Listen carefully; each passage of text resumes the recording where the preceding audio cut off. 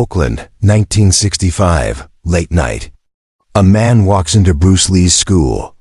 His face tells a story of violence: 3 broken noses, scar tissue above both eyes, knuckles like concrete. His name is Ray. He just got out of San Quentin after 12 years for manslaughter. He killed a man with his bare hands in an illegal bare-knuckle fight. He looks at Bruce and says, "Your kung fu looks pretty in the dojo. But on the street? Real fight with broken bottles, knives, everything? Would you survive?" Bruce looks into Ray's dead eyes. "Let's find out." 8 minutes later, both men are on the floor, covered in blood and sweat. This is the darkest fight of Bruce Lee's life. This is the story Bruce Lee never wanted told. The fight that showed him the difference between martial arts and pure street violence. Ray wasn't a martial artist. He was a survivor of America's underground fighting world, where men fought for money in basements and back alleys, where there were no rules, where violence was the only language. This wasn't sparring. This wasn't sport. This was survival against a man who'd already killed once and felt nothing. This is what really happened. Fall 1965. Raymond Razor Collins, name changed, walks out of San Quentin State Prison after serving 12 years. He's 34 years old, 6'1", 205 pounds of scar tissue and violence. Ray's story: at 22, he was fighting in Oakland's underground bare-knuckle circuit. Illegal fights in warehouses, parking lots, basements. No gloves, no rules. Fight until someone can't continue. One night in 1953, Ray fought a man named Tommy. 3rd round, Ray landed a punch that crushed Tommy's temple. Tommy died 3 hours later in the hospital. Ray got manslaughter, 12 years. In prison, Ray fought San Quentin yard fights, brutal and constant. He survived by being more violent than everyone else. Now he's out, and he's heard about Bruce Lee, the Chinese martial artist who thinks he can beat anyone. Ray walks into Bruce's Oakland school at 10 p.m. Students are gone. Only Bruce and his senior student James Lee are there, cleaning up. Ray stands in the doorway. Bruce looks up. "We're closed. I'm not here to train. I'm here to see if you're real." Bruce stands. "Who are you?" "Name's Ray. Just got out of San Quentin. 12 years for killing a man in a fight. I heard you teach people how to fight. I want to see if what you teach works against someone who's actually killed." James steps forward. "Get out, now." Ray ignores him, eyes locked on Bruce. "In prison, I fought every week. Yard fights. No refs, no rules. Shanks, broken glass, bare fists. I survived because I'm willing to do anything. Your kung fu, does it work against that?" Bruce should refuse. Every instinct says this man is dangerous. But Bruce has always believed Jeet Kune Do works against any style, any situation. "You want to test it?" "Not here. Too many witnesses. I know a place, my friend's basement in West Oakland. Private. No one calls cops. You and me. No rules. Real street fight. You game?" James grabs Bruce's arm. "Sifu, this is insane. This man is a killer. This isn't martial arts." Bruce knows James is right. But he also knows, if Jeet Kune Do can't handle this, then everything he teaches is incomplete. "I'll go. Alone." Ray grins. "No warmth in it. Tomorrow night, midnight, I'll give you the address." Next night, midnight. Bruce arrives at a warehouse in West Oakland. Ray is waiting outside, smoking. "You came. Wasn't sure you would.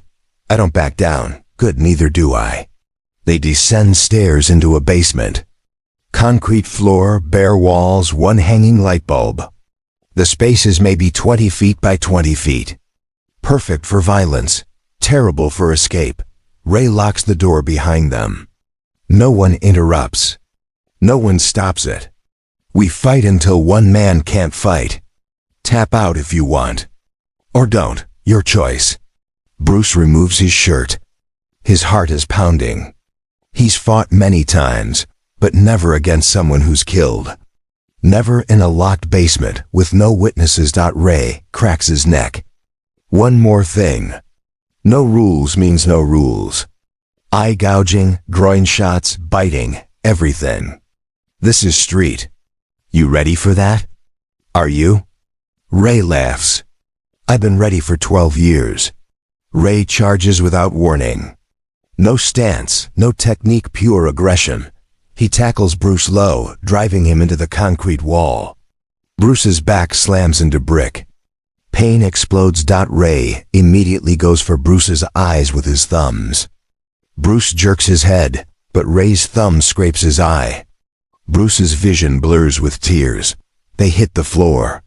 Ray tries to bite Bruce's ear. Bruce twists away. Ray's teeth catch his shoulder instead. Bruce screams. This isn't martial arts. This is survival. Bruce manages to land an elbow to Ray's jaw, creates space, scrambles up. Ray is already charging again. Ray throws a wild haymaker. Bruce ducks, lands 3 fast punches to Ray's ribs.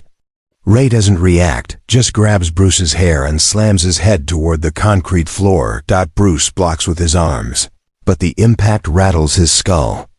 Blood from his scraped eyebrow drips into his eye. Ray grabs a broken piece of wood from the corner, a weapon. Swings it at Bruce's head. Bruce barely ducks. The wood crashes into the wall, splinters everywhere. No weapons, Bruce gasps. Ray grins through bloody lips. No rules, remember? You said you were ready. Bruce realizes everything he knows about controlled sparring is useless here. This is chaos. Bruce changes his mindset. Stop fighting like a martial artist. Fight like a survivor. Ray charges again with the wood. This time, Bruce doesn't defend gracefully, he kicks. Ray's knee joint from the side. Dirty. Brutal. Effective. Ray's knee buckles. He drops the wood. Bruce kicks it away. Ray lunges, trying to tackle again. Bruce sprawls, uses Ray's momentum to drive him face first into the concrete. Ray's nose breaks blood everywhere, but Ray just laughs. Spits blood. Good.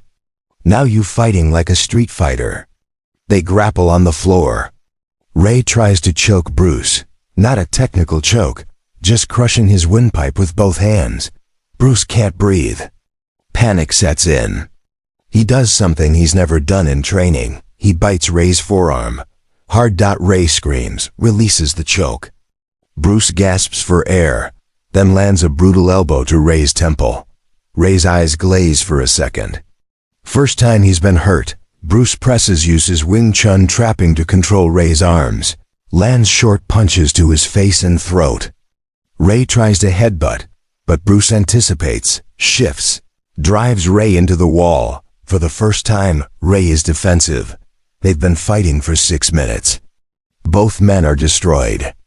Ray's face is a mask of blood. Bruce's eye is swollen shut, ribs screaming, shoulder bleeding from the bite. But Ray won't quit. He's fought longer fights in prison. 20 minutes of pure violence. Bruce realizes he can't win by endurance.